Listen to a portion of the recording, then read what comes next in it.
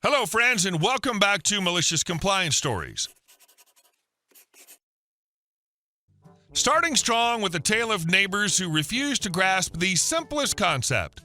Park on one side so someone else can park on the other. Instead, they kept planting their cars dead center like they own the whole curb. But before we begin, best way to support our channel is to leave comments, like, and subscribe with the turned-on bell so you don't miss the new video every single day. Here we go. The neighbors who treated the street like their personal parking lot. Across the street from my house, there's a duplex that seems to operate like a clown car. I swear there are somewhere between 6 and 8 people living between both units, possibly more.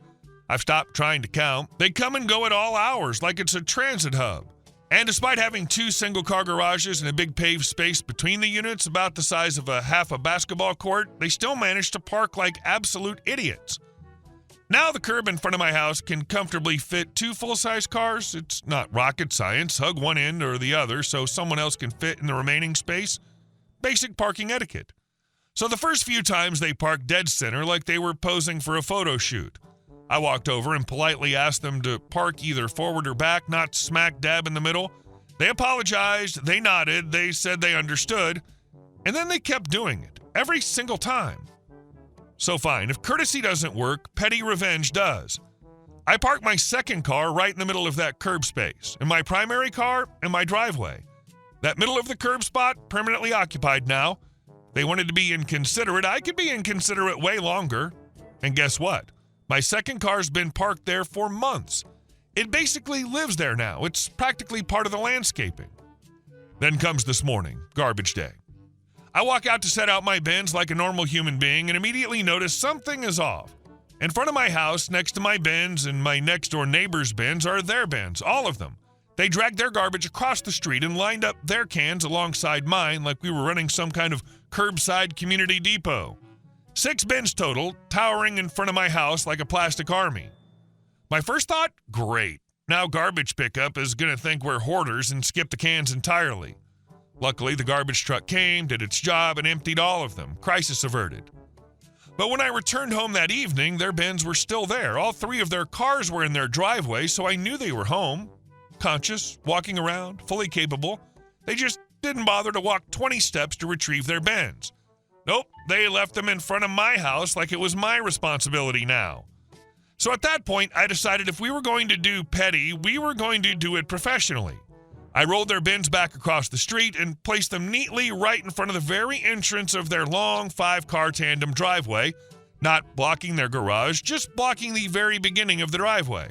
Just enough that when they try to leave tomorrow morning, they'll get in their cars, buckle their seatbelts, start backing out, and then realize they can't move until they get out again, walk to the end of the driveway, and drag their bins back where they belong. Nothing destructive, nothing illegal, just a nice little inconvenience tax for being inconsiderate neighbors. Parking problem solved. Garbage problem returned to sender. My inner gremlin, very satisfied. And hey, maybe next week they'll learn that if they choose to ignore reasonable requests, they'll get a healthy dose of petty logic right back. Neighborhood manners are a two-way street, but if you're going to block mine, I'll block yours right back. Your reaction makes complete sense. You weren't asking for anything unreasonable, just equal consideration. When you tried to address things politely and they kept repeating the same behavior, it became clear they weren't interested in being good neighbors. And our second story. An elderly lady mistook me for a Target employee twice. A rather elderly lady came up to me in Target and asked me where the cereal was. I politely told her I didn't work there, which should have been obvious given that I was wearing blue, not the Target red, plus khakis, but pointed her a couple of aisles over. She apologized very sincerely and went on her way. However, as she passed me, I noticed that her cart already had some cereal in it. I thought that was a little strange, but didn't say anything. I kept shopping and passed by her in the cereal aisle, at which point she stopped me and asked me where the soup was. I took a quick glance in her basket and noticed it had some soup in it already. At this point, I realized she probably has Alzheimer's or some other kind of memory loss and decided to just help her get through her shopping. We had to put a few items back, but got through it without too much difficulty. When we got to the front of the store to check out, a young lady in a non-Target green uniform came running up to her and asked where she had been. I explained the situation, and she calmed down a bit and explained that she was the driver for the retirement community and had been waiting for the elderly lady I was assisting so she could pay and get back to the community. She took over from there, and I went back and finished up my shopping. It was an interesting day. I just hope that in the future they don't let her shop alone. First of all, you handled this with kindness and compassion. Secondly, that lady in green probably is overworked and underpaid with too many folks of diminished capacity to look out for. I believe that she deserves thanks and sympathy also. And our next story. A police officer ordered my tow truck to be towed. My dad spent most of his life working for a towing company that handled the big stuff: semis, construction rigs, heavy trailers. Because the company had multiple contracts with property owners all over the city, he was allowed to park on any of those lots whenever he needed a break. And when you're hauling around a 50-ton quick-swap wrecker with the company logo plastered across both sides like a rolling billboard, people tend to notice you anyway. The police also patrolled these private lots and would call dispatch whenever they spotted illegally parked commercial vehicles. That meant my dad might be resting on a property one minute and towing someone else off at the next. One night, around 3 in the morning, he pulled into one of the contract lots to take a power nap. Long-haul towing is brutal, and this was the safe place to rest without worrying about being woken up by security or traffic. He shut off the engine, kicked his seat back, and let the quiet night settle in. 15 minutes into his nap, dispatch called. They told him a private property tow had just come in. A semi was apparently parked illegally and needed to be picked up immediately. They gave him the address. He blinked, sat up, looked around, and realized the address was exactly where he was currently parked. He stepped out of the rig, expecting to find someone else's rig sitting where it shouldn't be, but there was nothing. No semi, no box truck, not even a delivery van. Just his tow truck sitting exactly where it was permitted to sit. He called dispatch back. "There's nobody here but me," he said. Dispatch double-checked. Officer on scene insisted. Illegal truck in the lot, tow required. Dad shrugged and hung up. He turned to climb back into the cab when he heard footsteps behind him. A police officer, flashlight in hand, marched up like he was about to make the arrest of the century. P, what do you think you're doing? You can't park here. D, yes, I can. P, no, you can't. This is private property. I already called someone to tow this truck. My dad stared at him for a moment, trying to process the level of stupidity he was dealing with. D, yeah, I know. I literally just talked to dispatch about it. I can't tow myself. Officer puffed up like a pigeon, ready to square up. P, I'm warning you, when the tow company arrives, that truck's getting impounded. Dad rubbed his face and sighed. Then you better hope someone from day shift is awake, because I'm the biggest truck on night shift. No one out here can move me. That clearly didn't sit well with Officer Genius. P, now you're being smart. D, well, one of us has to be. Officer's eyebrows shot up. P, what's that supposed to mean? Dad didn't bother arguing. He just pointed toward the entrance of the lot. D, go read that sign for me. The officer stomped toward it, probably expecting it to say something he could twist into authority. Instead, he began reading it out loud like a kid forced to read in front of the class. P, commercial vehicles parked without authorization will be removed and impounded at the owner's expense. Dad crossed his arms. Read the bottom. Officer obediently continued, then froze. At the bottom of the sign was the name of the towing company contracted to enforce the rule. The same company whose logo was painted in giant reflective letters across my dad's truck. The same company my dad worked for. The same company he had called. The same company the officer had called. You could practically hear gears grinding in the officer's brain as everything clicked into place. He turned around, looked at my dad's truck again, stared at the matching logos, and his face went pale. The kind of pale that says, I have made several critical mistakes tonight. He didn't say another word, not an apology, not an explanation, not even a grunt.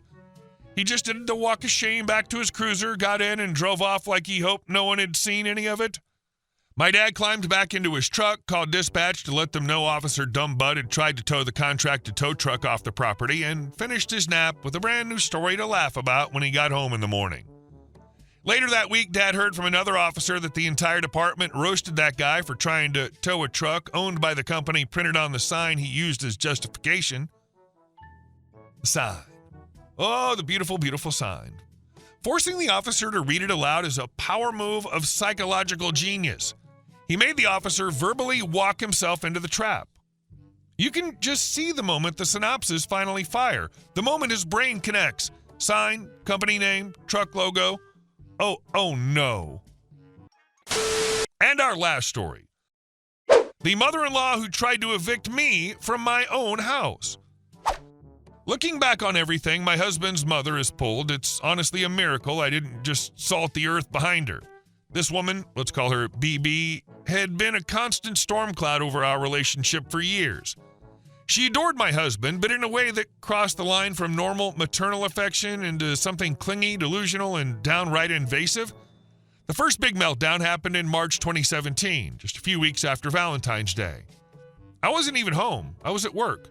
My husband, DH, called me later and told me what happened, and I swear I nearly gagged just hearing it. BB had shown up at our house unannounced, pounding on the front door like she was storming a castle. DH opened it, and she banged inside, demanding to know where he was being kept. "Mom, what are you talking about?" he asked. "Tell Mommy the truth, DH. Where does she keep you? I know she won't let you leave. Do you need help escaping from that witch?" He stared at her, stunned. "OP's at work," he said. "She took an extra shift. My phone's in the bedroom charging. I didn't even hear it." That didn't help. She shifted immediately into conspiracy mode, insisting I was abusing him, isolating him, controlling him. He finally told her to leave and sat down with his headset to continue his Call of Duty match. That's when she sprinted across the room, hopped into his lap like a deranged woodland creature, wrapped her arms around his neck, pressed his head into her chest, and cooed, "My good boy." His headset was still on. His entire team heard everything. He shot up from the couch so fast she fell onto the rug.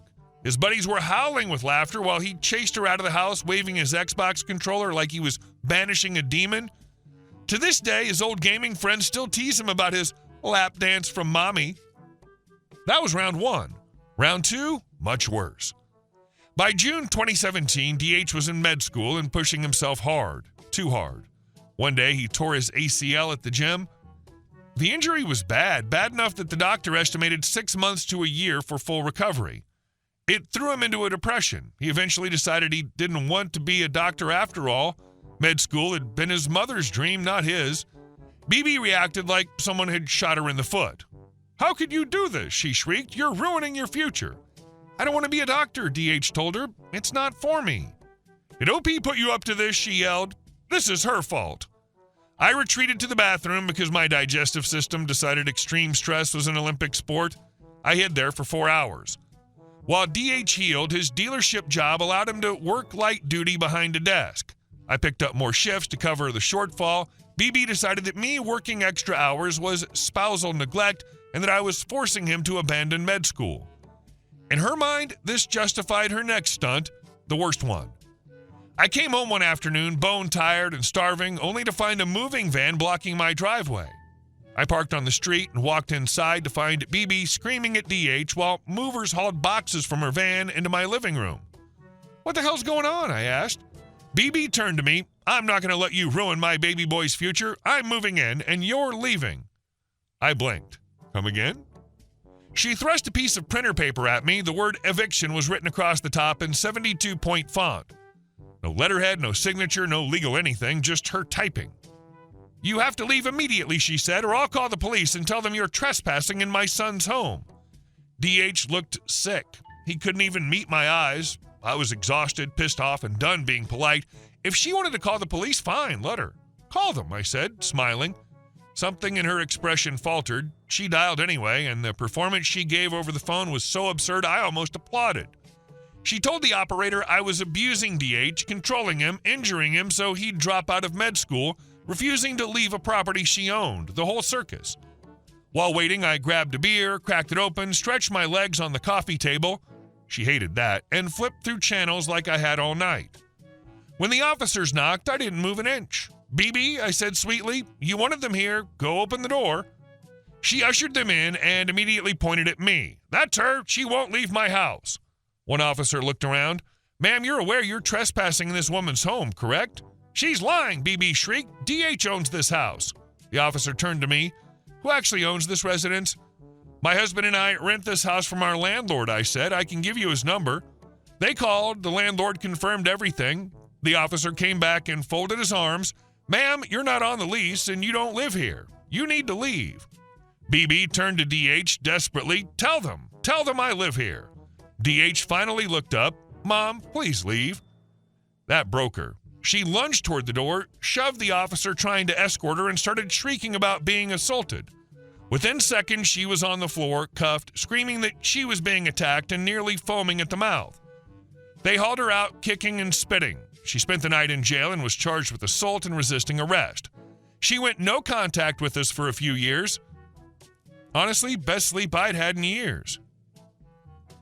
When your husband tore his ACL and realized her dream wasn't his dream, her colors exploded out like a confetti cannon of crazy. She couldn't process his autonomy. Her son making his own life choices was so incomprehensible to her that her brain had to invent a villain. You. You became the puppet master, the abuser, the witch. In her mind, it was literally impossible for her son to have his own thoughts. So you must have put them there. This is a terrifying level of narcissism. Hey guys, thank you all for watching the video. I'll see you in the next one.